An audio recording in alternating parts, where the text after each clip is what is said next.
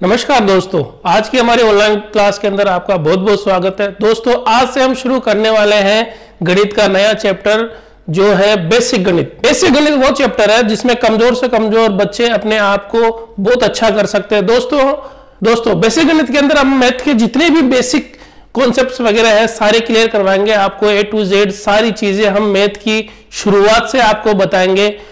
तो दोस्तों, जितने भी बच्चे जितने भी लोग मैथ में कमजोर है वो सारे के सारे इस वीडियो को देखें, ठीक है दोस्तों। और इस वीडियो के अंदर हम लोग गणित के हर चैप्टर को बहुत डिटेल से, बहुत ट्रिकली तरीके से, हर तरीके से हम आपको समझाने की पूरी कोशिश करेंगे, ठीक है दोस्तों। तो आइए हम शुरू करते हैं आज से हमारा नया चैप्टर बेसिक गणित। तो दोस्तों, बेसिक गणित का जो सबसे पहला चैप्टर आता है, जो सबसे पहला बेसिक चैप्टर आता है, उसको बोलते हैं संख्या पद्धति, ठीक है दोस्तों। क्या बोलते हैं? संख्या पद्धति, ठीक है दोस्तों।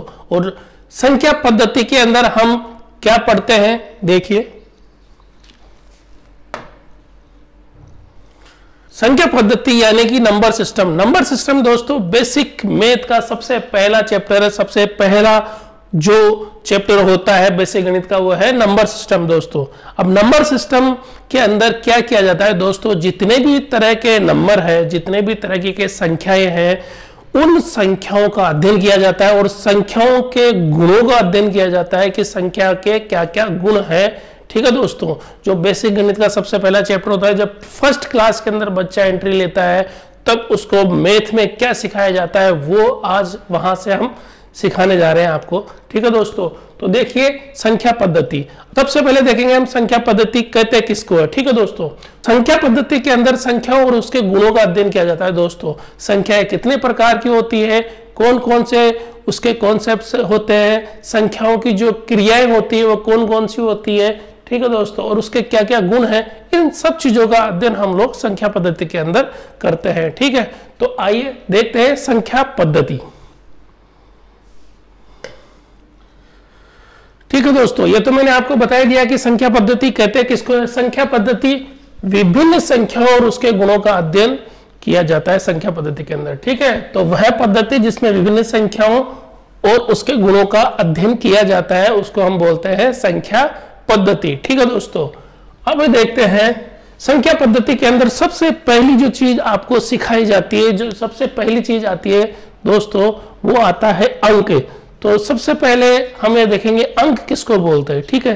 अंक किसे बोला जाता है, तो देखिए दोस्तों, अंक जो होता है, अंक जो होते हैं विभिन्न संख्या पद्धतियों में, देखो अलग अलग तरह की संख्या पद्धति होती है। देखिए हिंदी संख्या पद्धति अलग होती है, हिंदी अरबी अलग होती है, रोमन अलग होती है, इस तरीके से काफी अलग अलग संख्या पद्धतियां होती है। और उन संख्या पद्धतियों के अंदर जो अंक है उनको लिखने के संकेत अलग अलग तरीके के होते हैं, ठीक है दोस्तों।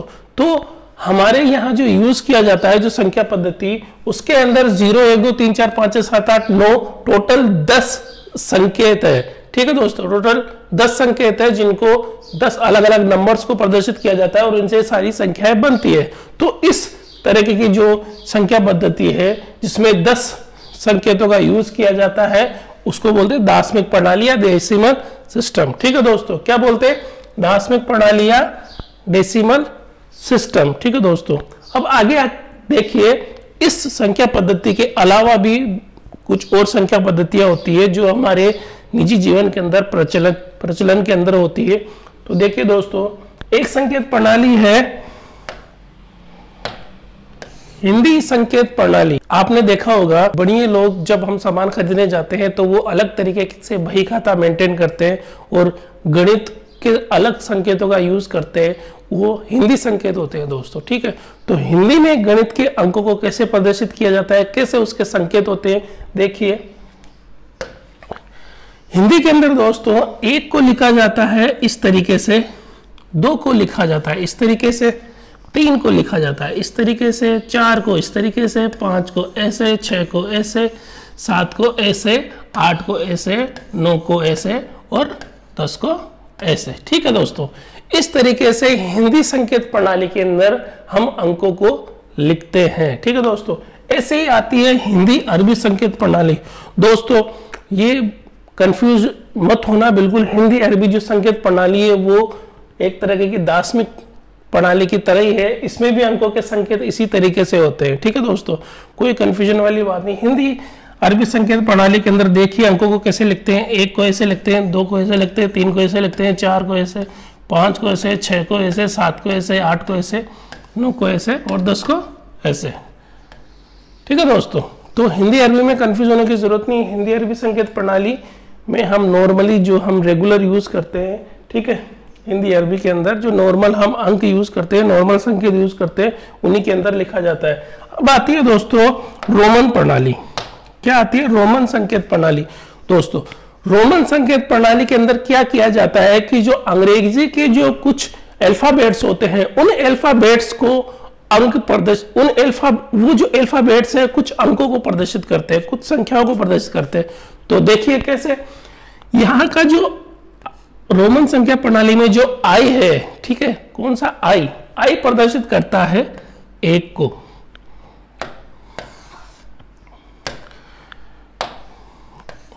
आई किसको प्रदर्शित करता है दोस्तों? 1 को। ठीक है दोस्तों, और वी प्रदर्शित करता है 5 को। ठीक है दोस्तों, वी किसको प्रदर्शित करता है?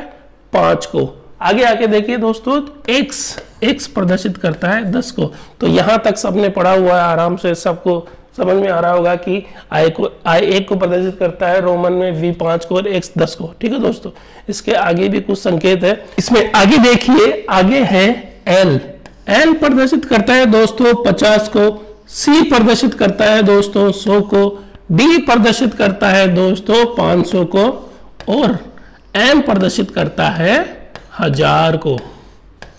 ठीक है दोस्तों, इस तरीके से रोमन संख्या प्रणाली में कितने टोटल संकेत हुए? 1 2 3 4 5 6 7। ये जो 7 मूल संकेत है दोस्तों रोमन शिक्षा प्रणाली के, यही सारी संख्याओं को लिखते हैं रोमन में, इन्हीं प्रतीकों का यूज करते हुए। ठीक है दोस्तों ऐसे बहुत सारे क्वेश्चंस आते हैं जो आपने देखे होंगे एग्जाम्स के अंदर कि रोमन संकेत प्रणाली के ये अंक दिए हुए हैं और इस संख्या को हिंदी अरबी संकेत प्रणाली में बदली है, हिंदी अरबी संकेत प्रणाली को रोमन संकेत प्रणाली में बदली है। ठीक है दोस्तों, ऐसे बहुत सारे क्वेश्चंस आते हैं दोस्तों।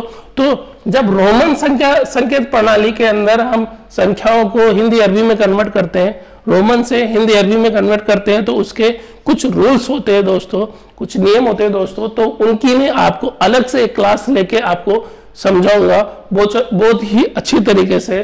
ठीक है दोस्तों, तो अभी तो यहाँ मैंने बेसिक नॉलेज के हिसाब से आपको ये लिखा हुआ है, यहाँ पे दिया हुआ आपको। ठीक है दोस्तों, तो ये इनकी जो रूल्स एंड रेगुलेशंस मैं आपको बहुत आसानी से डिटेल्स के अंदर समझाऊंगा। ठीक है, तो क्या क्या नियम होते हैं, कौन कौन से नियमों के मुताबिक हम हिंदी अरबी के अंदर इसको कन्वर्ट करते हैं, वो सारी मैं अगली क्लास में बताऊंगा।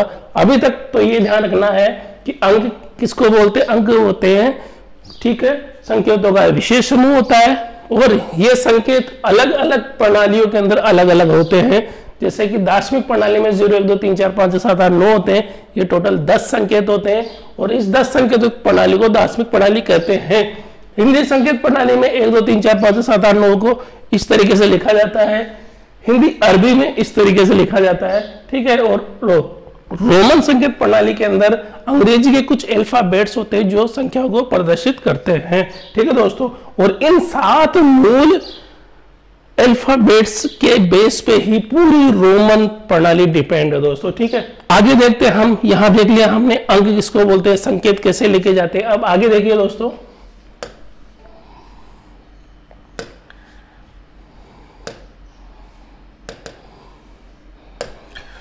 आगे देखिए दोस्तों, अंक हमने देख लिया, अंकों से मिलकर बनती है संख्याएं। अंक मिलके क्या बनाते हैं? संख्याएं। ठीक है दोस्तों, अंक मिलके बनाते हैं संख्याएं। 2 या 2 से अधिक अंक मिलके जब एक साथ इकट्ठे होते हैं, एक समूह में इकट्ठे होते हैं, तो वो होती है संख्याएं। 1 और 2 मिले तो ये बना 12, ये संख्या हो गई।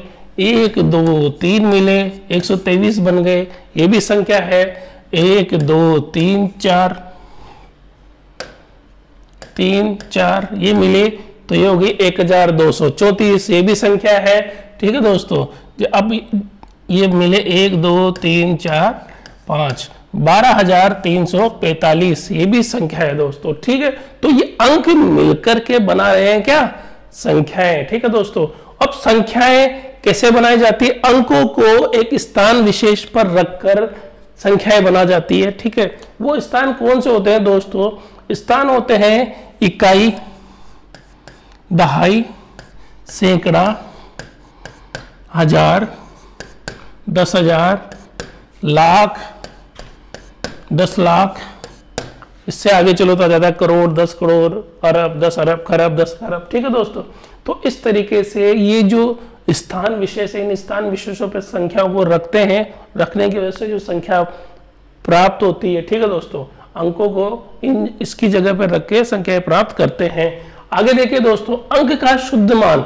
दोस्तों अंक का शुद्ध मान क्या होता है? खुद का जो मान होता है अंक का, वही उसका शुद्ध मान होता है। भले से अंक को किसी भी जगह पे संख्या में रख दिया जाए, जैसे कि 2 को यहाँ पे कौन सी जगह पे 2, इकाई, दहाई, सैकड़ा, हजार, हजार की जगह पे है 2, तो 2 कौन सी जगह पे? 1000 की जगह पे। लेकिन 2000 की जगह पे रखने के बाद में भी 2 का जो शुद्ध मान होगा वो 2 ही होगा दोस्तों, ठीक है। शुद्ध मान क्या होता है? जातीय मान क्या होता है? अंकित मान क्या होता है? ये एक ही चीज है दोस्तों।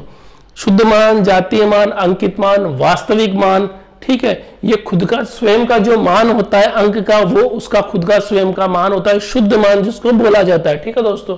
तो यहां घबराने की जरूरत नहीं है। अंक को किसी भी जगह पे रख दो आप, उसका ऊपर कोई सा भी निशान लगा दो, प्लस लगा दो, माइनस लगा दो, कुछ भी लगा दो, ठीक है दोस्तों। और अंक को किसी संख्या में इकाई की जगह रख दो, दहाई की जगह रख दो, सैकड़ा की जगह रख दो, कोई सी भी जगह पे रख दो, उसका मान जो शुद्ध मान जो होगा वो नहीं बदलने वाला होगा। और शुद्ध मान वही मान होता है जो उसका खुद का मान होता है, ठीक है दोस्तों।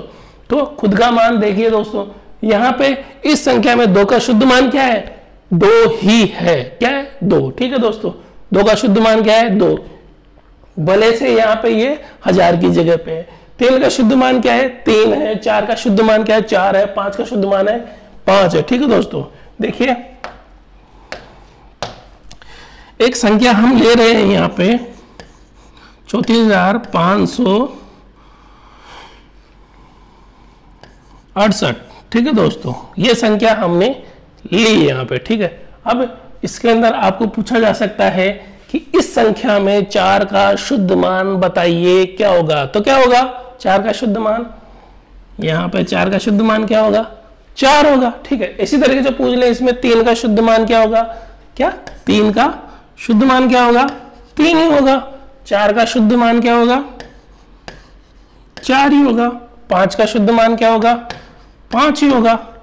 और अगर ये तो लिख दिया मैंने संख्याओं में, अगर किसी अंक के लगा हो +5 +6 -7, ऐसा कुछ भी लिख के आपके सामने आ सकता है, आपको किसी भी कंफ्यूजन में डाला जा सकता है, ठीक है दोस्तों।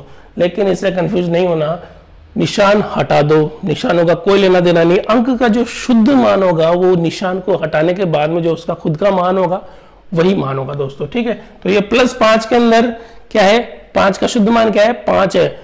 -7 के अंदर 7 का शुद्ध मान क्या है? 7 है। +6 के अंदर 6 का शुद्ध मान क्या है? 6 है, ठीक है दोस्तों। तो शुद्ध मान, अंकित मान, जातीय मान, वास्तविक मान, बहुत सारी बातें, ठीक है, बहुत सारी चीजें, बहुत सारे नाम है इसके।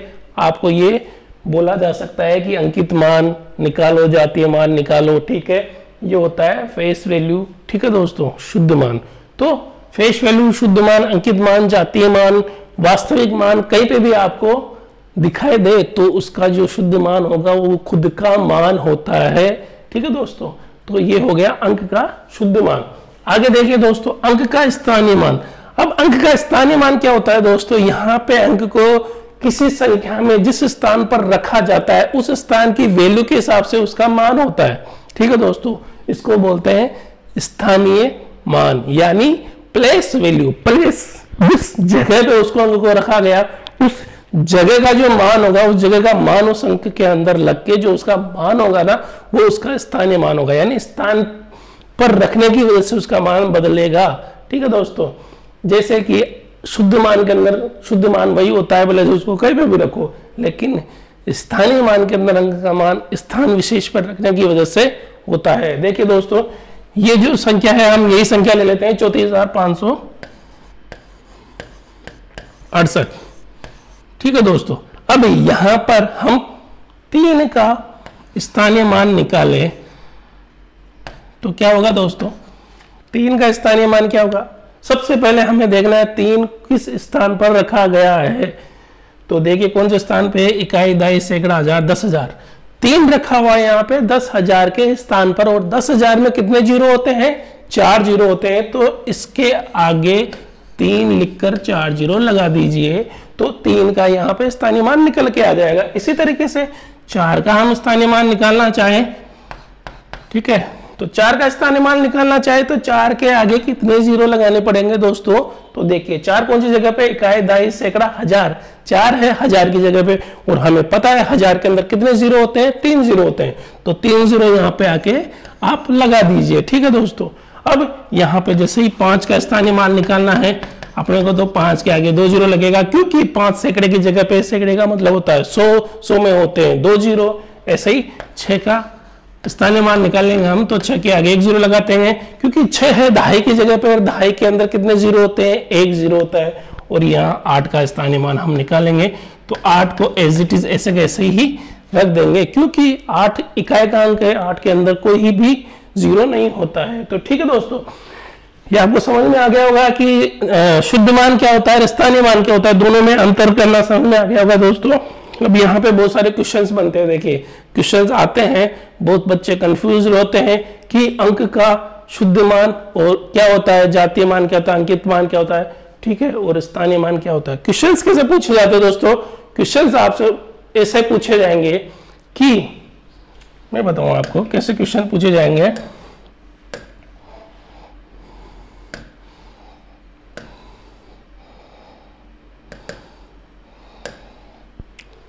क्वेश्चन आपसे पूछा जाएगा, कैसे पूछा जाएगा कि कोई आपको संख्या दी जाएगी, ठीक है, एक संख्या दी जाएगी और उस संख्या में एक अंक का स्थानीय मान और उस अंक के शुद्ध मान में अंतर बताओ। क्वेश्चन कैसे होगा, कोई संख्या दी होगी और उस संख्या में आपको कोई अंक देंगे, इस अंक का इस संख्या में स्थानीय मान और शुद्ध मान में अंतर बताओ, या फिर उस संख्या के स्थानीय मान या शुद्ध मान के अंदर योग बताओ। ठीक है दोस्तों, कैसे पूछेंगे, एक संख्या लेते हैं हम यहाँ पे 35,674 में 6 के स्थानीय मान और शुद्ध मान में अंतर बताइए। ठीक है दोस्तों, इस तरीके का आपसे क्वेश्चन पूछा जाएगा, ठीक है, कि इसमें 6 के स्थानीय मान या 6 के शुद्ध मान में अंतर बताइए। तो देखिए दोस्तों, यहाँ पे 6 का स्थानीय मान क्या है इस संख्या में, देखिए 6 का स्थानीय मान क्या है यहाँ पे इस संख्या में, 6 कौन सी जगह पे, इकाई, दाई, सैकड़ा, सैकड़ा की जगह पे है, तो 6 के स्थानीय मान ये होगा दोस्तों, सैकड़े में 2 जीरो होते हैं, तो जो 2 जीरो लगा दिया अपन ने, ठीक है। और 6 का शुद्ध मान क्या होगा,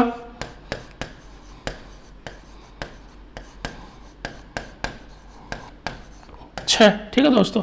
अब यहाँ पे आपको अंतर पूछता है तो बाकी निकाल दो, योग पूछता है तो जोड़ दो, इस तरीके का आप सवाल बहुत इजी तरीके से सॉल्व कर सकते हो। ठीक है दोस्तों, यहाँ पे जैसे इसने अंतर पूछा है तो अंतर अपन निकाल लेंगे।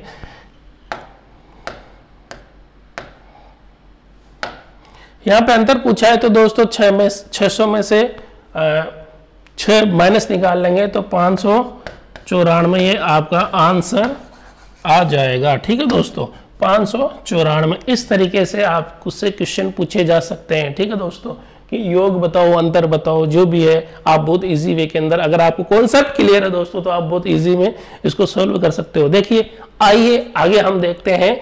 आगे दोस्तों, स्थानीय मान के बाद में जो चीज इंपॉर्टेंट होती है, जो संख्याओं के बारे में पूछी जाती है, विस्तार रूप और विस्तार रूप, विस्तार रूप और विस्तार रूप और विस्तारित रूप। संख्याओं का विस्तार रूप क्या होता है, संख्याओं का विस्तारित रूप क्या होता है, ये आपको बेसिक में पूछा जाता है दोस्तों। छोटी सी शायद दूसरी तीसरी चौथी क्लास के बच्चों को ये चीजें पूछी जाती है, ये बेसिक चीज है दोस्तों, सबको आनी चाहिए। ठीक है, कोई ज्यादा टफ नहीं है। ठीक है, देखिए दोस्तों, संख्याओं का विस्तार रूप। अब विस्तार रूप का मतलब क्या होता है, विस्तार का मतलब है फैलाव, संख्याओं का फैलाव, ठीक है। संख्या को अपन फैला के लिखेंगे या विस्तार से लिखेंगे। और विस्तार से लिखने का मतलब क्या होता है दोस्तों, संख्या लेंगे अपन कोई सी भी, मैं आपको समझाता हूं। जैसे कि हमने एक संख्या ली 36,975, ये हमने, ठीक है, संख्या ली। इस संख्या का विस्तार रूप बताइए।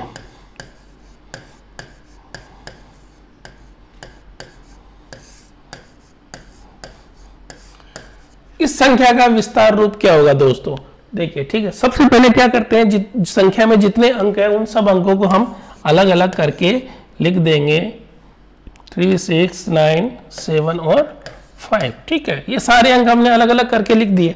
अब दोस्तों ये अंक उस संख्या में कौन सी जगह पे, किस स्थान पे है, उस स्थान का नाम उन अंकों के सामने लिख देते हैं। देखिए 5 कौन सी जगह पे, यहाँ पे इकाई की जगह पे है तो इकाई लिख दिया यहाँ पे, ठीक है। 7 कौन सी जगह पे, दहाई की जगह पे दहाई लिख दिया। 9 सैकड़े की जगह पे तो सैकड़ा लिख दिया, ठीक है दोस्तों। 6 है 1000 की जगह पे तो 1000 लिख दिया। 3 10,000 की जगह पे है तो 10,000 यहाँ पे हमने लिख दिया और सबके बीच में प्लस का निशान लगा दिया। दोस्तों ये हो गया इस संख्या का विस्तार रूप, यानी फैलाकर इस संख्या को हमने बता दिया। हर अंक को उसका टैग लगा दिया कि भाइयों ये है 5, लेकिन 5 कौन सी जगह पे है, इकाई की जगह पे। ये है 7, लेकिन 7 कौन सी जगह पे है संख्या में, दहाई की जगह पे। ये 9 है, 9 कौन सी जगह पे है, सैकड़ा की जगह पे है। 6 है 1000 की जगह पे और आगे है 3 10,000 की जगह पे है। तो इससे हमें संख्या का पूरा पता चल रहा है कि ये अंक कौन सी जगह पे है इस संख्या के अंदर, ठीक है। तो हमने संख्या को फैला करके लिख दिया, फैला करके लिख दिया यानी विस्तार से लिख दिया। तो दोस्तों ये हो गया विस्तार रूप, ठीक है दोस्तों। तो संख्या का विस्तार रूप हम ऐसे निकालते हैं, बहुत इजी वे में। आप कोई सी भी संख्या का विस्तार रूप निकाल सकते हो। आपको ये आना चाहिए कायदा, सैकड़ा, 1000, 10,000, लाख, 10 लाख, करोड़, 10 करोड़, ठीक है दोस्तों। तो इस तरीके से उस संख्या के अंकों को लिख के हम उसका एक कायदा, सैकड़ा, 1000 लिख के, ऐसे लिख के उसका विस्तार रूप हम निकाल सकते हैं, ठीक है दोस्तों। आइए आगे देखते हैं दोस्तों हम विस्तारित रूप। संख्याओं का विस्तारित रूप क्या होता है दोस्तों। संख्याओं का जो विस्तारित रूप होता है, यहां तो हमने संख्या को फैला के लिखा, ठीक है, उसके आगे टैग वगैरह लगा के। लेकिन विस्तारित रूप में हम जो संख्याओं को, जो अंकों को लिखेंगे, वो अंकों को लिखेंगे स्थानीय मान के हिसाब से। कैसे दोस्तों, यही संख्या हमने वापस ली 36,975, ठीक है, ये संख्या हमने ले ली। अब इस संख्या को हम लिखेंगे विस्तारित रूप में। तो विस्तारित रूप में लिखने के लिए वापस से वैसे के वैसे संख्या को फैला दो दोस्तों। यहाँ मैं लिख देता हूँ, यहाँ 3 लिख दिया मैंने, यहाँ 6 लिख दिया मैंने, यहाँ पर 9 लिख दिया, यहाँ 7 लिख दिया और यहाँ 5 लिख दिया दोस्तों, ठीक है। अब हम इन अंकों को इनके स्थानीय मान के हिसाब से लिखेंगे। कैसे, यहाँ इस संख्या में 5 का स्थानीय मान क्या है, 5 है। 7 का स्थानीय मान, क्योंकि ये दहाई की जगह पे है तो 7 के स्थानीय मान में 0 आ जाएगा। ये सैकड़े की जगह पे है 9 तो 2 0 लिख दो। 6 है 1000 की जगह पे है तो 3 0 लिख दो और 3 10,000 की जगह पे है तो 4 0 लिख दो, ठीक है दोस्तों। तो इस तरीके से हमने ये प्लस का निशान लगा दिया बीच में और ये आ गया इस संख्या का विस्तारित रूप, ठीक है दोस्तों। तो संख्याओं का विस्तार रूप इस तरीके से निकालेंगे, संख्याओं का विस्तारित रूप इस तरीके से निकालेंगे, ठीक है दोस्तों। आपको ये समझ में आ गया होगा, बहुत इजी के अंदर है, कोई बहुत इजी है दोस्तों, कोई ज़्यादा टफ वाली चीज़ नहीं है। लेकिन ये बेसिक चीज़ें हैं, ये आपको आनी बहुत ज़रूरी है, ठीक है दोस्तों। अब आगे आइए देखते हैं कॉन्सेप्ट, आगे आइए देखते हैं नंबर सिस्टम में आगे क्या होता है, ठीक है दोस्तों।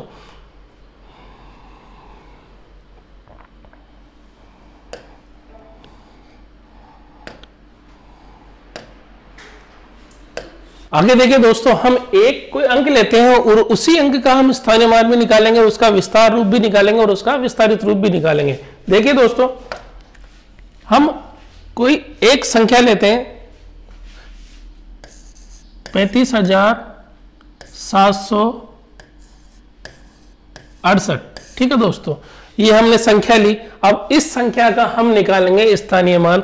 स्थानीय मान कैसे निकालेंगे दोस्तों, देखिए 3 का यहाँ पे स्थानीय मान क्या होगा, 3 कौन सी जगह पे है यहाँ पे, इकाई, दहाई, सैकड़ा, हजार, 10,000, तो 3 के आगे 4 जीरो लगा देंगे।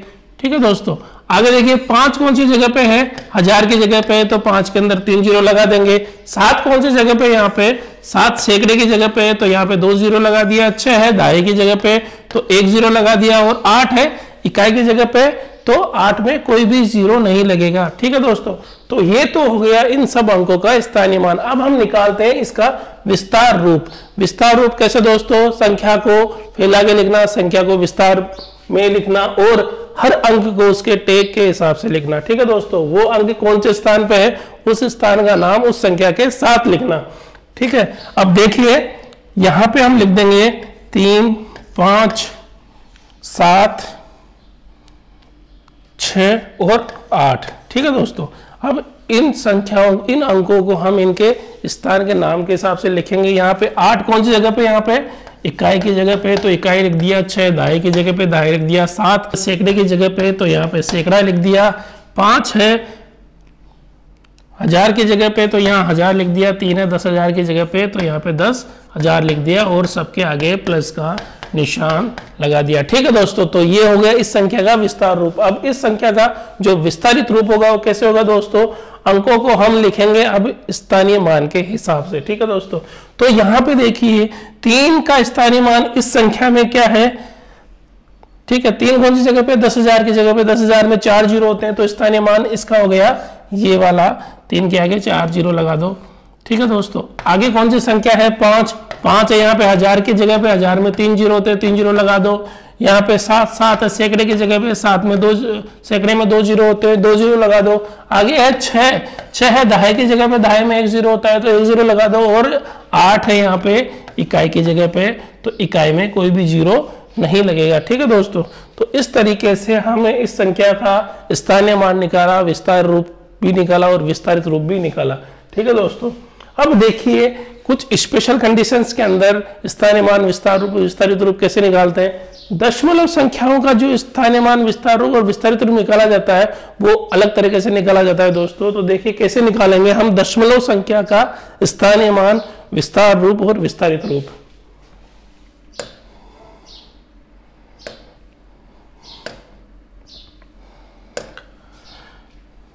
दशमलव संख्या का स्थानीय मान निकालने के लिए, विस्तार रूप निकालने के लिए, विस्तारित रूप निकालने के लिए हम एक कोई संख्या ले लेते हैं दोस्तों। सबसे पहले तो देखिए यहाँ पे हम लेते हैं यहाँ पे कोई सी भी A to Z संख्या 2, 8, 3.567। ठीक है, 283.567 ये हमने संख्या ले ली दशमलव वाली।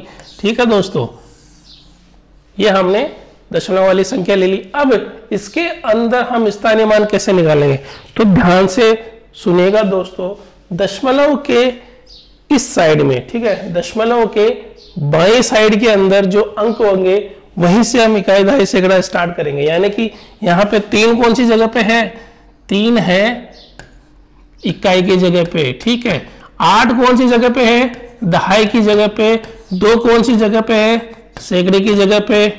फिर और इसके आगे अंक आ जाए तो उसको उस तरीके से हम लिखते हैं। यहाँ पे देखिए दोस्तों दशमलव के आगे तो ये हो गया। ठीक है, अब दशमलव के जो पीछे जो अंक होंगे वो कौन सी जगह पे है दोस्तों, ये है दशमलव का 10वां भाग। ठीक है, कौन सा भाग, 10वां भाग। ठीक है, ये है 100वां।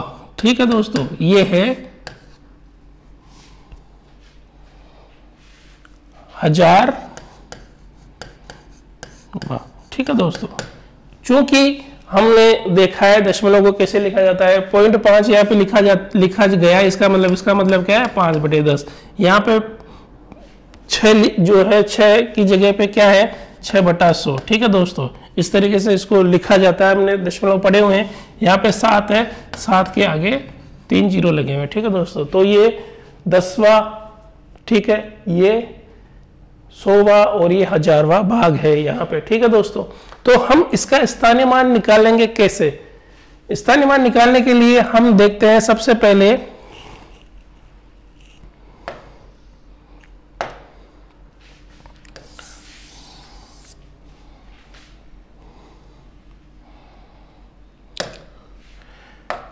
मान निकालने के लिए दोस्तों देखिए 2 का यहाँ पे स्थानीय मान वैसे के वैसे निकलेगा जिससे अपने पहले निकाला हुआ था। तो 2 का स्थानीय मान क्या होगा, 2 कौन सी जगह पे है, इकाई दहाई सैकड़े की जगह पे, तो 2 जीरो लगा दो। 8 किस जगह पे, यहाँ पे दहाई की जगह पे, तो यहाँ पे 1 जीरो लगा दो। और 3 है इकाई की जगह पे, तो इसके कोई जीरो नहीं लगेगा। आगे है 5, 5 का जो स्थानीय मान होगा दोस्तों होगा 0.5, ठीक है। 6 का जो स्थानीय मान होगा 0.06 और 7 का स्थानीय मान होगा 0.007, ठीक है, क्योंकि ये हजारवे जगह पे है, ये सैकड़े की जगह पे और ये दहाई की जगह पे है, ठीक है दोस्तों, दशमलव के बाद वाला, ठीक है। तो इस तरीके से ही स्थानीय मान हम निकालेंगे दशमलव की संख्याओं का। अब दशमलव की संख्याओं का विस्तार रूप कैसे निकालेंगे दोस्तों, सारी संख्याएं हम लिख देंगे। 2 कौन सी जगह पे, यहाँ पे 2 इकाई दहाई सैकड़े की जगह पे है, तो इसके आगे सैकड़ा लिख देंगे, ठीक है, फिर प्लस का निशान लगाएंगे। 8 कौन सी जगह पे, दहाई की जगह पे है, तो इसके आगे दहाई लिख देंगे। 3 कौन सी जगह पे, यहाँ पे इकाई की जगह पे, तो यहाँ इकाई लिख देंगे, ठीक है दोस्तों। अब आ जाइए हम दशमलव के आगे की तरफ। यहाँ पे 5 है, तो 5 लिखेंगे और 5 के आगे लिख देंगे 5 10वां, ठीक है दोस्तों। आगे देखिए 6 लिखेंगे, 6 के आगे लिखे 600वां, ठीक है। आगे देखिए दोस्तों 7 को कैसे लिखेंगे, 7000वां, ठीक है दोस्तों। इस तरीके से हम इसका स्थानीय मान लिखेंगे, इसका विस्तार रूप लिखेंगे, ठीक है दोस्तों। अब आगे देखिए इसका विस्तारित रूप हम कैसे लिखेंगे। जैसे हमने जो स्थानीय मान निकाला उसी स्थानीय मान के हिसाब से संख्याओं को हम यहाँ पे लिख देंगे।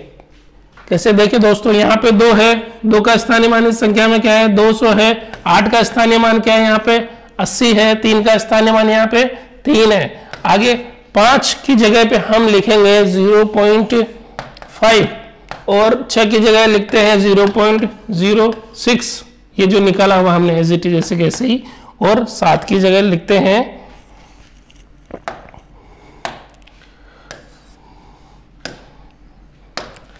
7 की जगह लिख देंगे 0.007, ठीक है दोस्तों। तो ये इसका हो गया विस्तारित रूप, ठीक है दोस्तों। तो दशमलव संख्या का स्थानीय मान हम ऐसे निकालेंगे, विस्तार रूप ऐसे निकालेंगे और विस्तारित रूप ऐसे ही निकालेंगे, ठीक है दोस्तों। तो ये तो था विस्तार रूप, विस्तारित रूप। आगे देखिए दोस्तों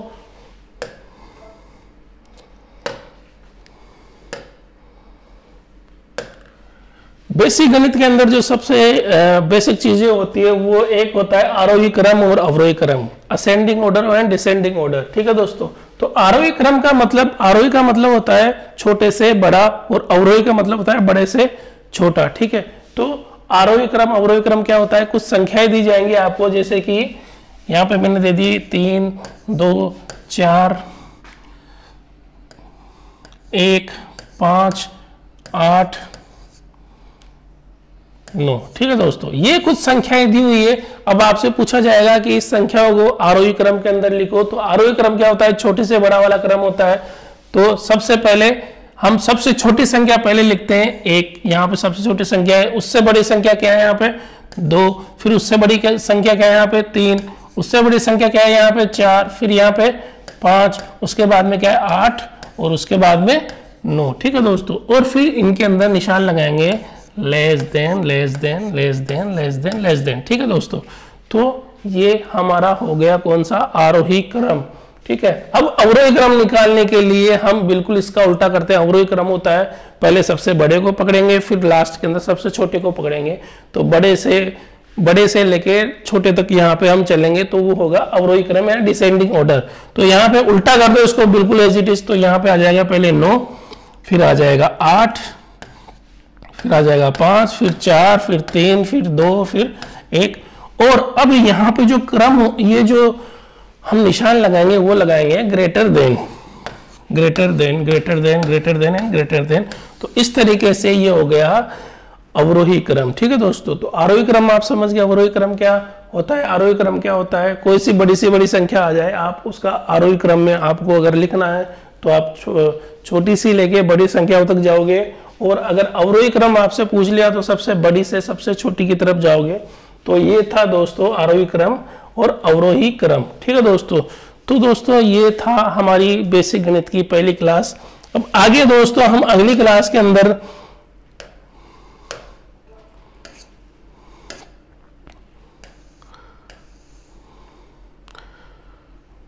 आगे देखिए दोस्तों, जो हम अगली क्लास के अंदर पढ़ेंगे वो है ये संख्याएं कितनी प्रकार की होती है। ठीक है, संख्याओं को क्या क्या नाम देते हैं, प्राकृत संख्या क्या होती है, पूर्ण संख्या क्या होती है, पूर्णांक क्या होते हैं, अभाज्य संख्या क्या होती है, भाज्य क्या होती है। ठीक है दोस्तों, अभाज्य संख्या है, संयुक्त संख्या है, सहभाज्य, को प्राइम नंबर, परिमेय संख्या है, परिमेय संख्या है, वास्तविक संख्या है, क्या होती है क्या नहीं होती, ये मैं आपको पढ़ाऊंगा अगली क्लास के अंदर। ठीक है दोस्तों, तो आप हमारा चैनल अगर आपने सब्सक्राइब नहीं किया हुआ है तो कर लीजिए, और आगे से आगे आपके दोस्तों को जो गणित के अंदर कमजोर है उनको भी हमारे ये वीडियोस आप आगे से आगे भेजिए, क्योंकि मैं बेसिक से स्टार्ट किया है मैंने गणित, और कोई भी बंदा अगर गणित के अंदर कमजोर है तो उसको आप जरूर से जरूर ये शेयर कीजिए। ठीक है दोस्तों, आज के लिए बस इतना ही, बाय।